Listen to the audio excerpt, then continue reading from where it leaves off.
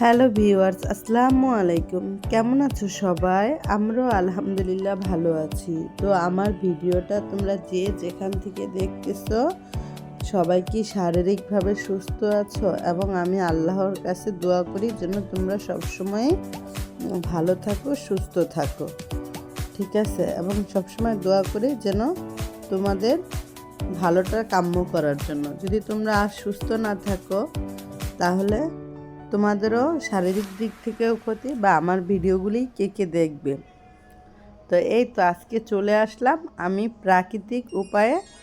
আমার খুবই চুল পড়ে যাচ্ছে, তো আমার এই চুল পড়ার জন্য আমি হাজার হাজার টাকা নষ্ট না করে, কারণ ওখানে অনেক টাকা লাগে এক একটা প্রোডাক্ট কিনতে, তো আমি চিন্তা করলাম যে আমি যেগুলি দিয়ে তেলটা তৈরি করে, তো ওই তেলের যে পাতাগুলি নিয়ে নেয় সেগুলো আমি আমার বাসার ছাদে উঠে গেলাম। উঠে আমি প্রথমে মেহেদি পাতাগুলো ছিঁড়ে নিলাম, দেন নেওয়ার পরে তারপরে আমি নিয়ে নিলাম এই যে পেয়ারা পাতাটা, তারপরে নিয়েছি নিম পাতা, তারপরে এই যে পাথর চুনা পাতা নিয়েছি, কারণ এটাও আমাদের মাথার জন্য ভালো হয়, প্লাস স্কিনের জন্য ভালো হয়। তারপর আমি অ্যালোভেরা নিয়ে নিলাম কতগুলো। আমি তো নিয়ে এদিকে আমার এক বড় আপু আছে, সে পাতাগুলি ছিঁড়তেছিল। এই তো, আর এখানে নিম পাতাগুলো একটু কম ছিল, যা ছিল আমি সেগুলোই নিয়ে নিলাম। ঠিক আছে, গাছ থেকে, আর স্বাদের একদম প্রাকৃতিক, সেজন্য আমার খুবই ভালো লাগছে। তো দেখলাম খুব মরিচ হয়েছিল, তো আমি 2টা মরিচ নিলাম, কারণ কাঁচামরিচ দিয়ে আজকে চিন্তা করেছি ভাত ডলে খাবো। আর আমাদের বাসার ছাদটা কিন্তু খুবই সুন্দর, আর আকাশের রংটাও দেখলাম, খুব ভালো লাগলো। তো আমি চলে আসলাম গাছগুলি নিয়ে বাসায়। তো বাসায় এসে সব ধরনের গাছগুলি দিয়ে দিলাম, গাছের পাতাগুলি সুন্দরভাবে ধুয়ে। আর এর আগে আমাদের বাসায় একটা জুই হেয়ার অয়েল তেল ছিল, ওইটা আমি দিয়ে ওইটার ভিতরে সব পাতাগুলি সুন্দরভাবে দিয়ে নিলাম। হ্যাঁ, যদি এটার উপকারিতা আরও বেশি পেতে চাও তাহলে ঘরোয়া পদ্ধতিতে নারকেল দিয়ে তেলটা বানালে আরও ভালো হয়। তারপর আমি এখানে দিয়ে দিলাম পেঁয়াজ, দিয়ে দিলাম অ্যালোভেরা, দিয়ে দিলাম, তারপরে দিয়ে দিলাম আমলকি দিতে পারি নাই, কারণ আমলকি তখন আমি অনেক খুঁজছি, আর ইনস্ট্যান্ট বানাইছি তো ছাদ থেকে নেমে এসে, তো আমার সম্ভব ছিল না। তো তারপরে আমি মেথি কিনে এনেছিলাম আর কালো জিরা কিনে আনলাম। তো এগুলি খুব সুন্দরভাবে আমি চুলার ভিতরে ফুটাইতেছি, কারণ এটা যখন সবুজ কালার থেকে আস্তে আস্তে বাদামি কালার হয়ে যাবে তখন বুঝতে হবে যে না, এটা রসটা ভিতরে গেছে। তো আমি আবার আরেকটু জুই তেলটা নিয়ে নিব। তো এখন তো শীতের দিন, তেলটা খুবই ঠান্ডা হয়ে গিয়েছে। সো এখন আমি তেলটা নরম করে নিলাম, নরম করে তেলটা এখন আমি এখানে দিয়ে দিব। দিয়ে দেওয়ার পরে আমি তারপরে অনেকক্ষণ ফুটিয়ে নেব। এখন আমি বলি, কারণ মানুষের সৌন্দর্য, নিজের সৌন্দর্য যদি টিকিয়ে রাখতে হয়, মেয়েদের সৌন্দর্যের ভিতরে সবচেয়ে প্রথম অংশেই থাকে চুল, তারপর স্কিন কেয়ার। এগুলো কিন্তু আমাদের সবারই করা উচিত, রাখা উচিত। প্রত্যেকটা জায়গায় যেমন পরিষ্কার পরিচ্ছন্নতাও থাকা দরকার, ওরকম নিজের সৌন্দর্যটাও টিকিয়ে রাখতে হয়। মানুষ হলো সুন্দরের পূজারী, যে যেভাবে পারো নিজেকে সুন্দর রাখারই ট্রাই করা উচিত।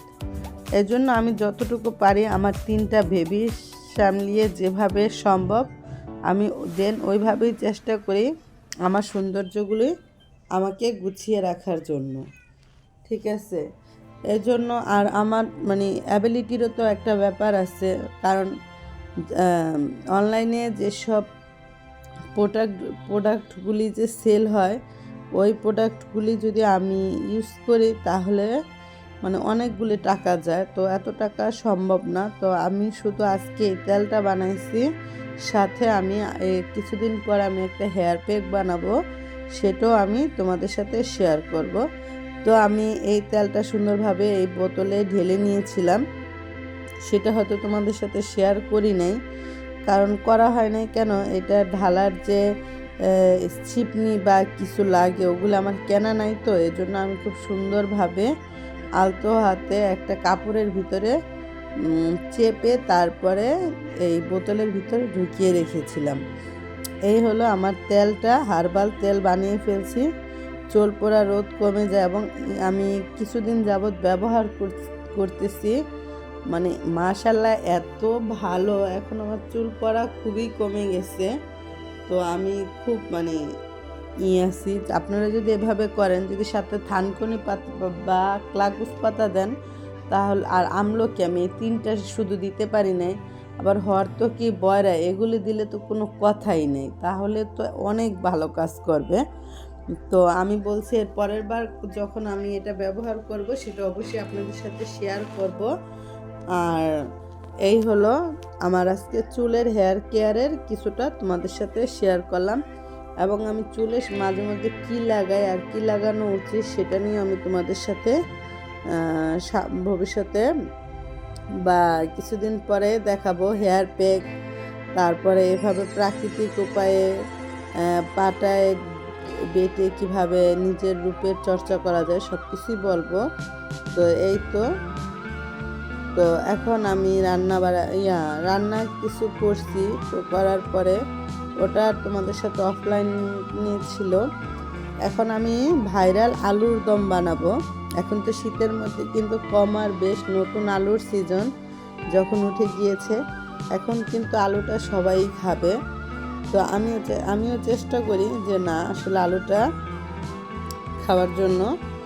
তো এই তো আমি এখন হলুদ মরিচ দিয়ে নিলাম, আমি দেই নাই, এগুলো আমার ভাগনা দিতেছে, কারণ আমি অন্য কাজ করতেছিলাম, একটু ভিজিয়েছিলাম। আজকে ভাগিনার হাতে খাবো আলুর দম, তো ওকে আমি মুখে শুধু বলতেছি আর ও হাতে সব করতেছে। তো এই তো আমি বলছি যে মশলাটা যদি তুমি না কষাও তাহলে কিন্তু ভালো লাগবে না। তো মাঝে মধ্যে আমিও আবার এসে দেখলাম যে বাচ্চা মানুষ তো ছোটো, ও তার সব পারে না, যেহেতু 12 বছর, তো আমিও সাথে একটু ট্রাই করি। তো আমি দেশি টমেটোগুলি ছিল ওগুলি দিয়ে তারপর কিছু আলু খুব সুন্দরভাবে ছোট সাইজের ধুয়ে নিলাম। এগুলো আমি বটি দিয়ে কাটি নাই, জাস্ট চামিচ দিয়ে কুড়িয়ে উঠিয়েছিলাম। তো এই তো এখন আমি সুন্দরভাবে কষিয়ে নিচ্ছি। কষিয়ে নেওয়ার পরে এখন আমি যে একটু গরম পানি দিয়ে দিব, হিটারে গরম পানি করে রেখেছিলাম। এগুলো করলে কি হয়, গ্যাসের সাশ্রয়টা খুবই মানে ভালো হয় অল্পতে। আর ওদিকে বাচ্চারা আবার খাবার খাবে, এর জন্য আমি আহামরি তেমন কিছু রান্না করি নেই, ওদের ডিম ভেজে দিচ্ছি ওই সাইডের চুলায়। আজকে হবে শুধু ভাইরাল আলুর দম। এই আলুর দমটা আমাদের সবাই খুব পছন্দ করে, আর আমার আপুর খুব ইচ্ছা যে আলুর দম খাবে, তার আবদারে এই আলুর দমটা রান্না করলাম। এবং আলুর দমটা মাশাআল্লাহ খুবই টেস্টি হয়েছে এবং আমার কাছে খুবই ভালো লাগছে। মানে কি বলবো, মানে আমি যে কষাইতেছি আর আমার রান্নাগুলো আমার কাছে ভালো লাগে। আর আপুর জন্য আমি 2টা পরোটাও বানিয়ে দিলাম, কারণ আলুর দম দিয়ে কিন্তু পরোটা খেতে বেশি টেস্ট। আর যেহেতু রাত হয়ে গেছে, আমরা আবার ভাতেই খাবো, তো আপুর জন্য একটু টেস্ট করার জন্য দিয়ে দিলাম। আপু তো টেস্ট করে বলল যে অনেক মজা হয়েছে, অনেক নাকি। তো যাই হোক, এটার ভিতরে একটা আনন্দ যে কাউকে কিছু রান্না করে দিলে সে যদি খুব আনন্দ বোধ করে, তার থেকে খুশির আর কিছু নাই। তো আজকে এই পর্যন্ত, আল্লাহ হাফেজ, সবাই ভালো থাকবেন, সুস্থ থাকবেন এবং আমার ভিডিওটা বেশি বেশি দেখবেন, লাইক ও সাবস্ক্রাইব সব কিছু করবেন, প্লিজ প্লিজ প্লিজ, আপনাদের কাছে অনুরোধ।